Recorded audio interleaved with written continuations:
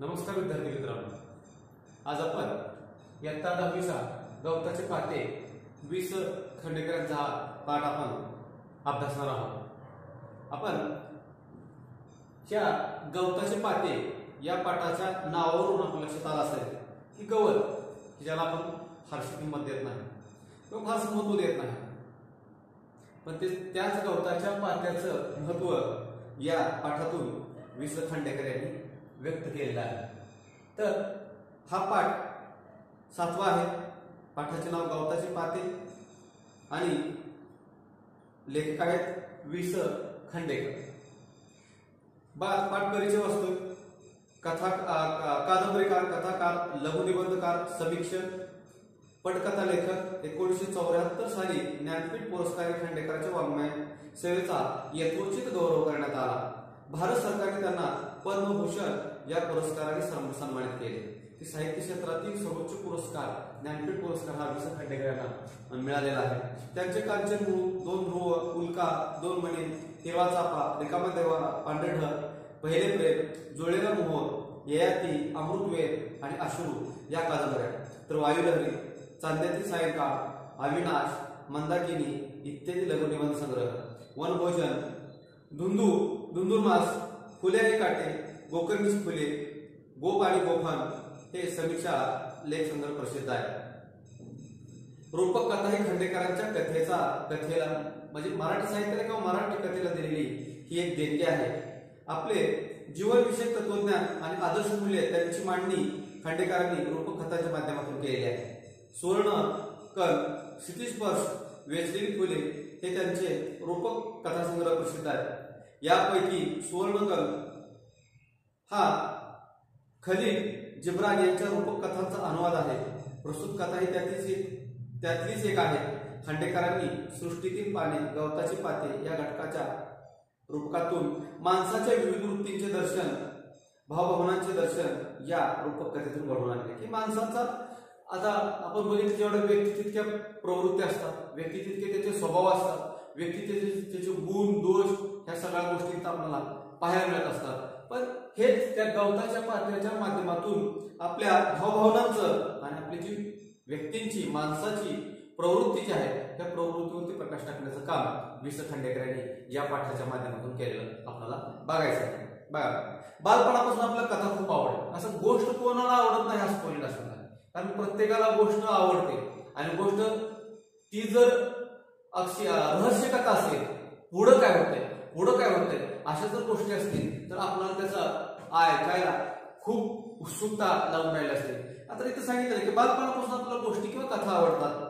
विज्ञान कथा, ऐतिहासिक कथा, जातक कथा, साहस कथा, रहस्य कथा असे कथेचे अनेक प्रकार आहेत।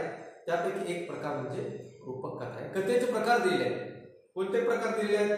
विज्ञान कथा आहे, विज्ञानाविषयी असतात। ऐतिहासिक कथा, जातक कथा, साहस कथा, रहस्य कथा ह्या कथांच्या प्रकारामध्ये आणखी एक प्रकार म्हणजे रूपक कथा, आणि ह्या रूपक कथेमधूनच ही गवताची पाते ही कथा त्यांनी घेतलेली आहे। रूपक कथेचे वैशिष्ट्य म्हणजे ती आकाराने लहान असते। कथा ती आकाराने लहान असते, तिच्यात अर्थघनत्व असे समृद्धता आणि सूचकता असल्याने ती अधिकच परिणामकारक होते। नाट्यात्मकता, अलंकारिकता आणि संदेशपरता ही कथेची वैशिष्ट्ये आहेत। रूपक कथेतून वाच्यार्थ क्षणोक्षणी अंशतः कमी होत जाऊन लक्षार्थ प्रभावीपणे सूचित होतो। खालील कथा वाचून आपल्याला त्याचा अनुभव आहे। वाच्यार्थ आणि लक्षार्थ। वाच्यार्थ म्हणजे आपण वाचत असताना काही गोष्टी लक्षात घेतो, आणि लक्षार्थ समजून घेऊन जो अर्थ काढतो तो लक्षार्थ। वाच्यार्थ वाचल्यानंतर काय लक्षात येतं किंवा वाचत असताना आपल्याला काय सूचित होतं, काय बोध होतो, तो त्याचा वाच्यार्थ झाला। पण वाचून त्याचा आपण अर्थबोध करून घेतो, तो त्याच्याविषयी माहिती करून घेतो, तो म्हणजे लक्षार्थ। आणि ही जी कथा आहे त्याला आपल्याला वाचूनच ह्या कथेचा अनुभव आपल्याला येतो, आणि वाच्यार्थ क्षणोक्षणी किंवा अंशतः कमी होत जाऊन लक्षार्थ त्याचा प्रभावीपणे सूचित होते। काय त्या कथेमधून व्यक्त करायचं आहे किंवा काय त्या कथेमधून संदेश द्यायचा आहे ते त्या कथेच्या माध्यमातून प्रभावीपणे व्यक्त होताना आपल्याला पाहायला मिळतो। बघा, हिवाळा नुकताच सुरू झाला होता। झाडावरून एकामागून एक पिकलेली पाने गळून पडू लागली। टप टप टप त्यांचा तो टक पट पट असा कर्णकटू आवाज, कर्णकटू म्हणजे कर्कश आवाज, कानठळ्या बसवणारा आवाज, तो आवाज ऐकून धरणी मातेला कुशीत झोपी गेलेले एक चिमणे गवताचे पाते जागे झाले. गेट्या खात खात जमिनीवर येणाऱ्या एका पानाला तो म्हणाला, पडता पडता किती कटकट करतोयस तू. माझ्या या दग्यानं माझ्या साऱ्या गोड गोड स्वप्नांचा चुराडा झाला की. पान पडताना असं काय एकदम असं वरून पडलं आणि खाली लगेच पडता आलं नाही, असं असं ते वाऱ्याच्या बरोबर झोके घेत घेत ते पान खाली पडत असतं. पण पडताना सुद्धा तो काय करतोय, किती कटकट करतोयस तू. आणि ह्या दंग्यानं ह्या गोड गोड स्वप्नांचा काय झालं, चुराडा झाला की. पानाला राग आला. तो चिडून म्हणाले, अरे जा चिडकोर बिब्बा कुठला, मातीत जरून मातीतच लोळणाऱ्या तुझ्यासारख्या शूद्र गवताच्या पात्याला आमच्या या उच्च वातावरणाची कल्पना कशी येणार. हा दंगा नाही बेटा, हे गाणं चाललंय. जन्मात कधी आ न करणाऱ्या तुझ्यासारख्या अरशिकार ते समजायच नाही. हे बोलता बोलताच ते पान पृथ्वीवर पडले आणि धरणी मातीच्या कुशीत झोपी गेले. ते पुन्हा जागे झाले. ते वसंताच्या संजीवक स्पर्शाने, त्या स्पर्शात विलक्षण जादू होती. त्या जादूने आता त्या पानाचे रूपांतर गवताच्या चिमुकल्या पात्यात झाले होते. पुन्हा हिवाळा आला. थंडीने कुडकुडत गवताचे पाते धरणी मातेच्या कुशीत लपू लागले, झोपू लागले. पण पुन्हा पुन्हा त्याची झोप मोड होऊ लागली. जिकडे तिकडे झाडावर पाणी सळसळ होती.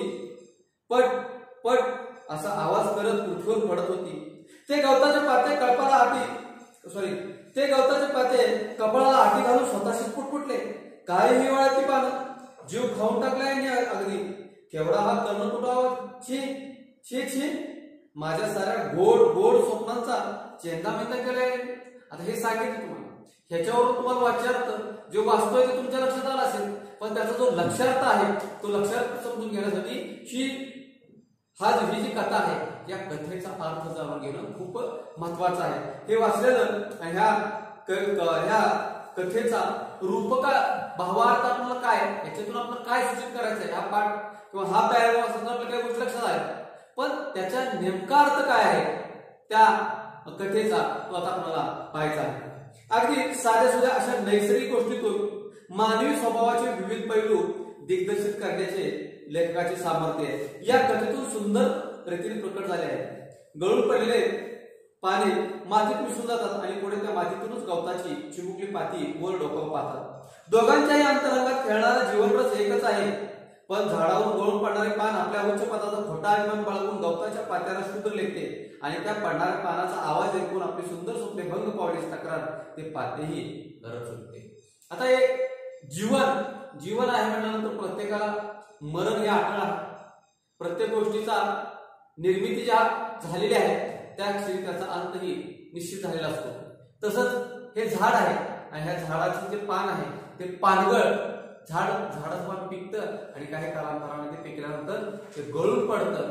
पण ते गळून पडणारं पान जे आहे ते पान जमिनीवर पडतं. जमिनीवरती कालांतराने त्याची माती होते आणि ते मातीत मिसळून जातं आणि त्याच मातीतून परत दुसरं गवताचं पातं उमलत असतं. म्हणजे खोटा अभिमान आहे प्रत्येकाला. आपण जो बाळगतो जो अभिमान आहे तो खोटा अभिमान आहे. प्रत्येकाला या धरणी मातेच्या ह्याच्यामध्येच मिसळून जायचं आहे. कोण गरीब, कोण श्रीमंत, कोण नीच, कोण उच्च, ह्या सगळ्या गोष्टी ह्या अनंतात विलीन होताना सर्वांना समान आहे. कोणालाही जास्त नाही, कोणालाही कमी नाही. प्रत्येकाला मातीतच मिसळायचं आहे. प्रत्येक जण कोणी मेल्यानंतर कोणाला पुरतात ते मातीतच पुरतात, जाळतात. जाळल्यानंतर त्याची राख होते आणि ती राख नदीमध्ये आपण विसर्जित करतो. म्हणजे आपलं अस्तित्व काय आहे, शून्य आहे. कोण काय झाला, कुठे गेला, त्यांनी काय केलं याचं नाव मात्र पाठीमागे राहतं, पण शेवट मात्र सगळ्यांचा सारखाच असतो. म्हणून आपण कुठल्याही छोट्या किंवा मोठ्या गोष्टीचा अहंकार न बाळगता मनुष्यता, मानवता ह्या एकमेव धर्म, ही एकमेव गोष्ट आपल्या मनासमोर आपण ठरवली पाहिजे. आणि हाच काय आहे, जीवनातला अंतरंग आहे आणि जीवनातला जीवनरस सुद्धा आपल्याला त्याच्या माध्यमातून पाहायला मिळेल. मानवी जीवनात कितीतरी विसंवाद असणाऱ्या विरोधात प्रतिबिंबित झाले आहेत. तरुण पिढीच्या बेजबाबदारपणाबद्दल बोलणारी वडील पिढी क्षण तरी आपल्या तरुणपणात दिवस आठवते का? आठवण करून घेऊन मग तरुणावर तोंड सुख घेण्याची तयार दर्शवते का? आता ठीक आहे, आता घरातले लोक आपल्या बघा, आपण करत असले, आपण शाळेतून घरी गेलो, आपल्याला सवय लावत असतात घरी जा, व्यवस्थित दप्तर ठेवा, युनिफॉर्म काढा, प्रत्येक गोष्ट आपली शाळेची आपल्या व्यवस्थित जागेवर ठेवा की जेणेकरून आपल्याला ती उद्या सापडली पाहिजे. हे सगळं झालं तर हात पाय तोंड स्वच्छ धुवून घरामध्ये आलं पाहिजे, जेवताना हात धुतले पाहिजे, कपडे आपले स्वच्छ नीट व्यवस्थित असले पाहिजे, इतका वेळ अभ्यास केला पाहिजे. सगळ्या गोष्टी आपल्याला ते ठरवून देत असतात किंवा ते सांगत असतात. पण लेखक वि. स. खांडेकर काय म्हणतात की आपण सुद्धा, मी जो सांगतोय मी पण सांगत असेल, पण मी सुद्धा सांगताना हा विचार केला पाहिजे की माझे विद्यार्थी जसे त्यावेळेस मी काय केले. म्हणजे असं असतं ना की जी स्वप्न आपली स्वतःची अपूर्ण राहतात ते आपण आपल्या येणाऱ्या पिढीच्या माध्यमातून आपण पूर्ण करण्याचा प्रयत्न करत असतो. तसंच हेही आहे. पण लेखकांचं काय सांगणं आहे की मानवी जीवनातील विसंवाद आहे.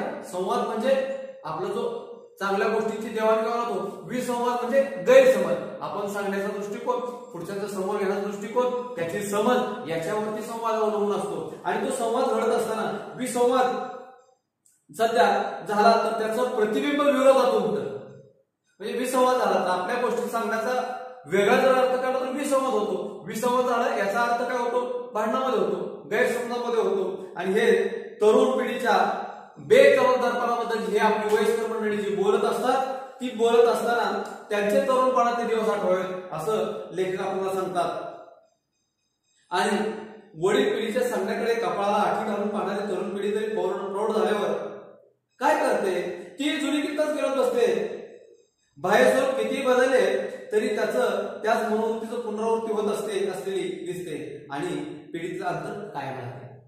आज आपण किंवा आपल्याला हे पालक सांगतायत हे असं करायला पाहिजे, तसं करायला पाहिजे, ह्या गोष्टी अशा झाल्या पाहिजेत.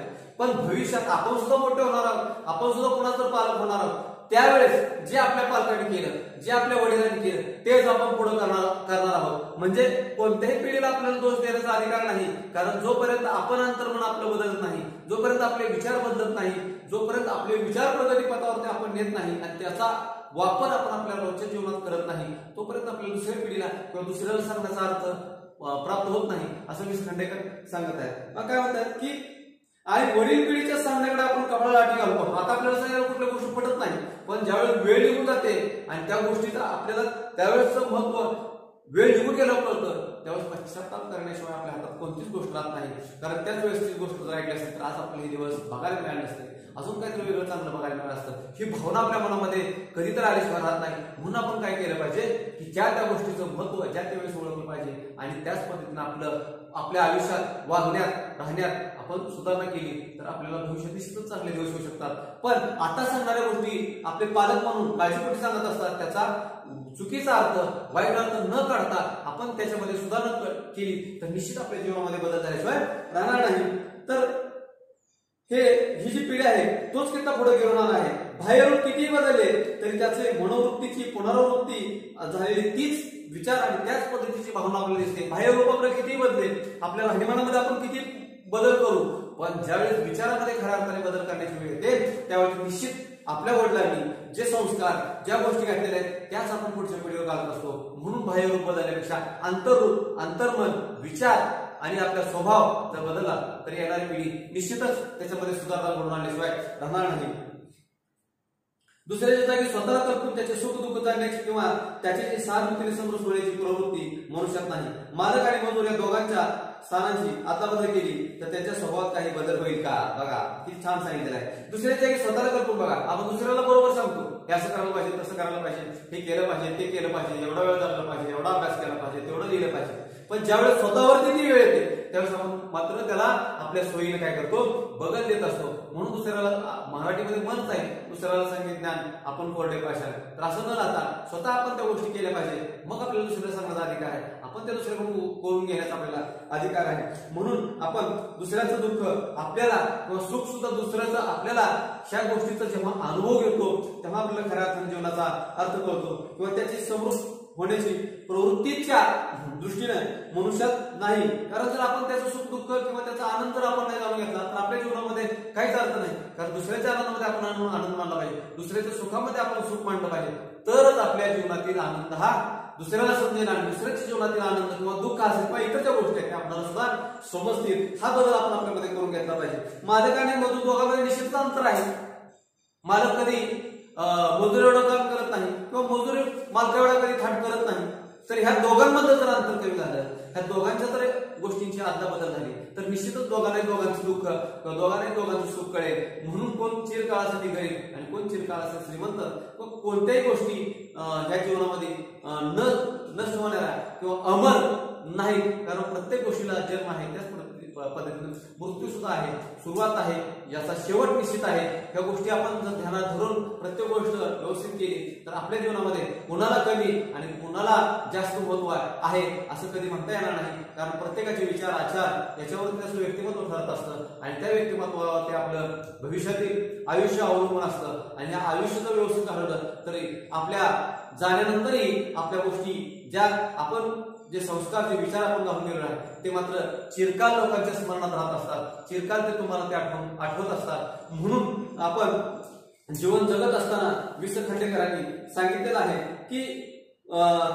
सृष्टीतील हे जे पान आहे किंवा गवताचं जे पाता आहे, ह्या गवताच्या पात्याच्या माध्यमातून माणसाचा स्वभाव कसा आहे, मनुष्याचं वर्तन कसं आहे आणि त्याच्या स्वभाव प्रवृत्तीचं आपल्याला दर्शन घडते. आणि भावभावनांचं प्रत्येकाला भावभावना या असतात कमी जास्त प्रमाणामध्ये. काही लोक जास्त हळवे असतात, काही लोक मनाने खूप कठोर असतात की सहजासहजी कुठल्याही गोष्टींना बळी पडत नसतात. म्हणजे हा माणसाच्या स्वभावातील असणारा दोष आहे किंवा बदल आहे किंवा व्यक्तित्व प्रवृत्ती आहे. आणि त्याच धोरणाने आपण सगळेजण शेवटी मनुष्य म्हणूनच जगत असतो. आणि ह्या मनुष्य म्हणूनच जगण्याने माणसाचा शेवट पण तसाच होत असतो. म्हणून आपले विचार आचार याच्यावरती आपलं जीवन अवलंबून असतं. आणि प्रत्येकानं प्रत्येकाच्या ठिकाणी कल्पना केली पाहिजे की मी जिथं असतो तर मी काय केलं असतं. ह्या गोष्टी दुसऱ्याला सांगण्यापेक्षा स्वतःमध्ये त्या गोष्टीचा बदल आपण घडवून आणला पाहिजे. हे वि. स. खांडेकरांनी गवताचे पाते या कथेच्या माध्यमातून रूपकथेच्या माध्यमातून